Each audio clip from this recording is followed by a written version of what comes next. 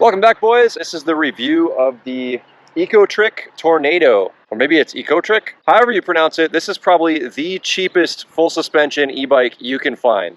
They're about $1,500, but if you click the link below, you get it for around $1,000, $500 off. Now again, this is a sponsored video. Ecotric sent me this bike to review, and I was very interested in it. I've never ridden an e-bike before. I'm gonna take it to a bike park and we're gonna take it off some sweet jumps, despite not having shocks, pegs, or being very lucky. But let's go back a few weeks to when I got this thing. I'm gonna show you how to assemble it, how easy it was to set up, and then the initial impressions. Then we're gonna take it for a rip on my local trails.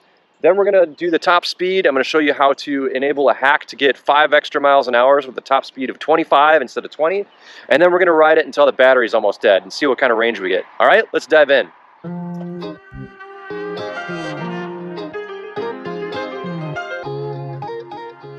So this is what you get in the box. It was packed okay. The big thing I'm a little worried about is the rotor.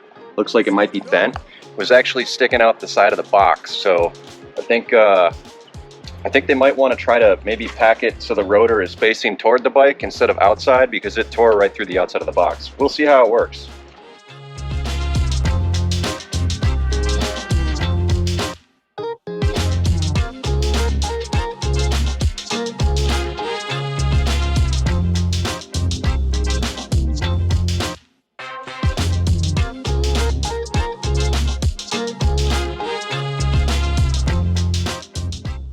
Couple things I want to say, just noticing putting this together, that I think could be a little better is the front skewer is not a quick release hub, so you have to use an Allen to tighten it. I haven't done that, so I need to remember.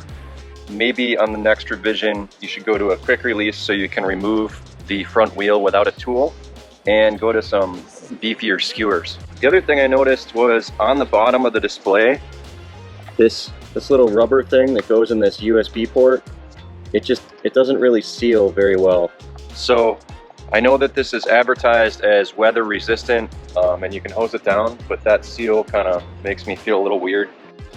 So this is a super budget e-bike. Again, you can get this for under $1,000 if you look at the link down below. It has a 750 watt rear motor. I forget, a 48 volt battery. I forget the capacity. But there are some things that are kind of weird on it that I want to modify before I ride it. The first thing that I'm not going to change, but I think is odd, is just the decision to use these fake leather grips on the handlebars with like stitching. I've just never seen that on a mountain bike or any bike really. It's kind of weird that they just didn't use traditional silicone or rubber grips. We're going to take off these reflectors just because it's going to look a million times better.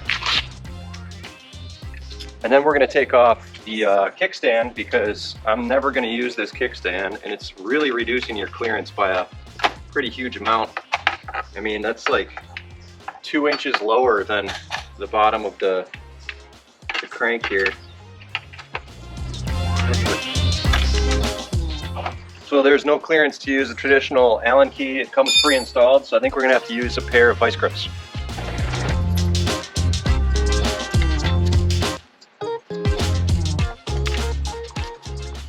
This is how you interact with the display. You're gonna turn the bike on by flipping the key, which has a foldable thing to help get it out of the way of your knees. Now this worries me. I really think they should try to put the key up here or somewhere else, because if you take a tumble, it could either hurt you or it could disable the bike and not let you turn the key again.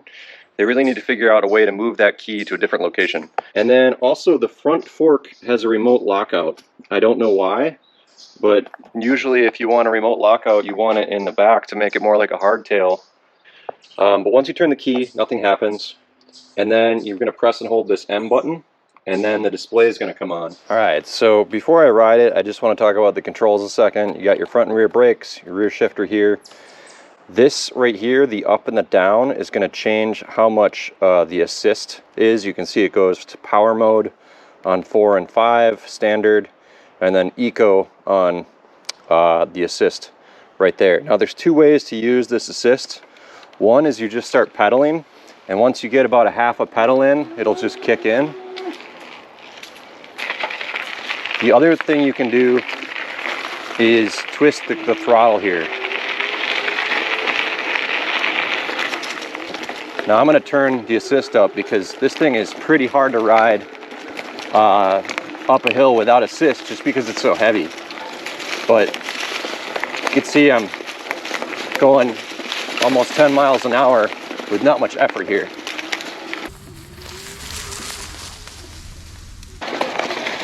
The suspension's okay. I mean, I'm not doing anything crazy here, but it takes some hits and smooths out a little bit. If I had my normal bike back here, I would be struggling on some of these hills. But this thing just allows you to boost right up it.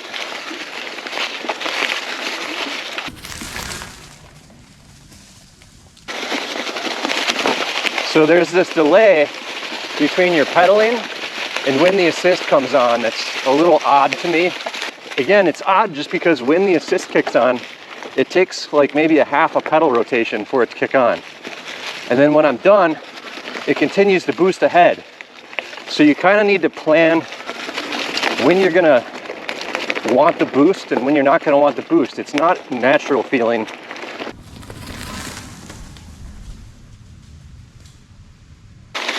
I also find myself hitting that throttle because I know there's gonna be a delay.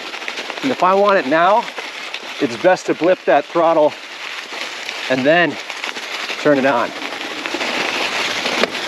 Cool, I don't know what that noise was. Hopefully it's okay.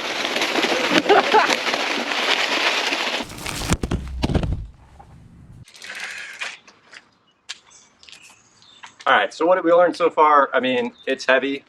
You can definitely feel the weight in certain situations, but that's going to be true of pretty much any e-bike.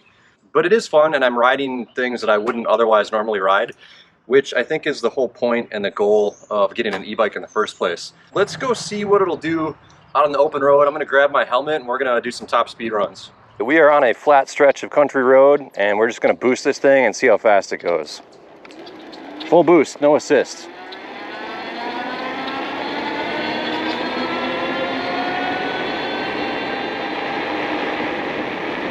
You can see it cuts out right around 20 miles an hour. I think there's a way to enable this to go 25. I remember reading something about it online that they're limited at 20 miles an hour because of California.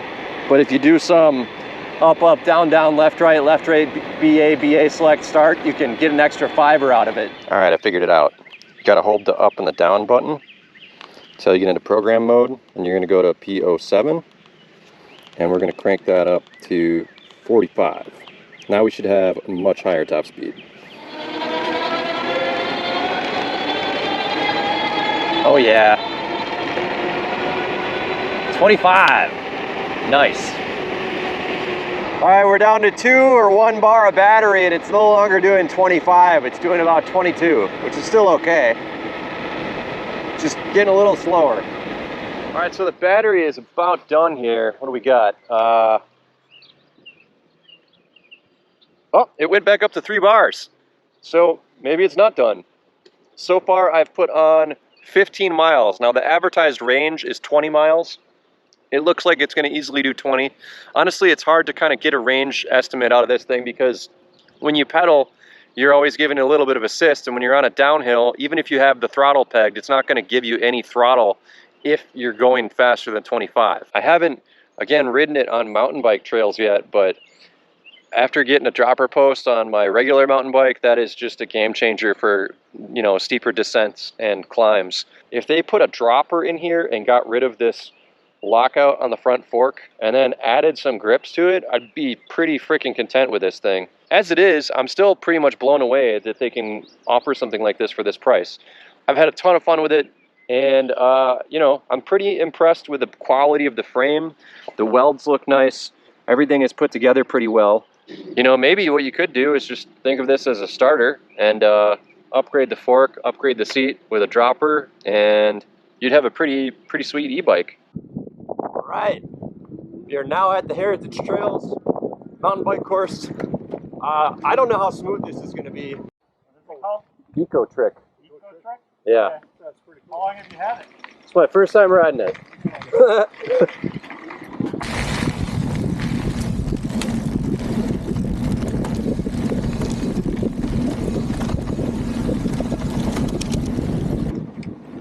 Double Dragon is such a fucking fun, flowy course.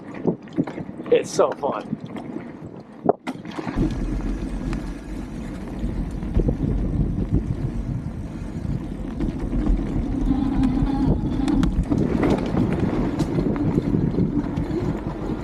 trying not to put the assist on too strong because I'm not sure how it's going to come on. One of the things about this bike is that the throttle is not very progressive.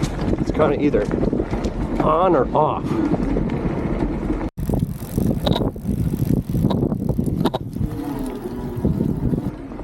See right there, the throttle just stayed on a little bit longer than I wanted it to.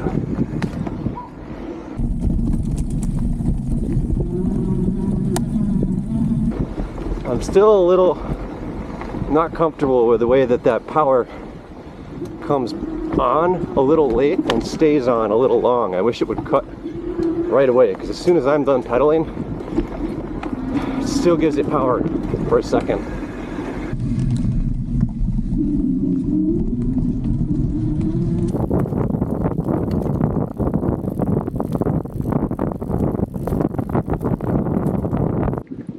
Well, this will be a test for it right here.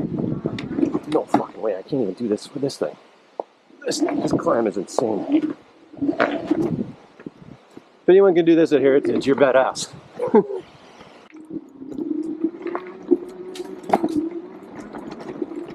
at this. Sunday afternoon, not even off my seat. Just climbing a monster hill. Cheat mode enabled. Whoa, almost hit a bunny.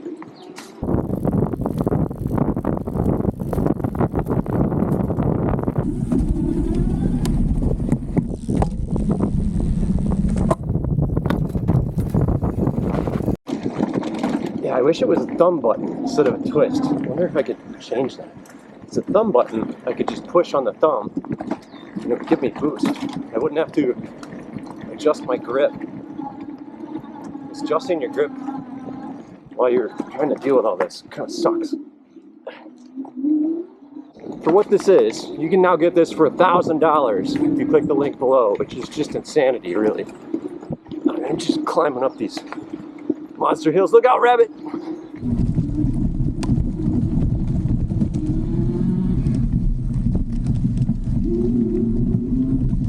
All right, there you go, boys. This is the Ecotric Tornado, Ecotric, however you want to say it. And if you down below, there's a link for $500 off. You can get this thing for $999, which I think is a bargain. This is a budget e-bike, full suspension. It does single track fine. It did the jumps. It didn't break, and I had a ton of fun.